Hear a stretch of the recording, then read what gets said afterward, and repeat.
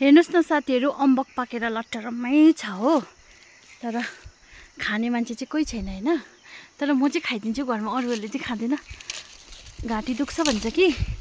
तर म चाहिँ नि यो चाहिँ झन् रातोवाला हो कि रेडवाला, अन्त म चाहिँ योवाला खान्छु हो। हेर्नुहोस् ल कस्तो रातो छ, खाने मान्छे छैन। अन्त हाम्रो त सबै गाई बाख्रालाई टिप्दै दिँदैछ। यस्तोवाला छ कि कस्तो मिठो छ। अन्त यस्तो रातो गुलियो छ हो। अन्त म त दिनमा 2टाहरू चाहिँ खाइदिन्छु। घाँटी त अलिक दुखेको जस्तो हुँदो रहेछ हो। तर समयको फल खानु मजा लाग्छ हो। अन्त हेर्नुहोस् न लट्टरमा सानो छैन नि फलेको। यो सबै हामीले चाहिँ नि उयो रोपेको कति 3-4 वर्ष पछाडिदेखि फलेको। अहिले यो फलेको चाहिँ 2 वर्ष जस्तो चाहिँ मजाले भयो। अन्त लट्टरमै छ सब गाई बाख्रालाई।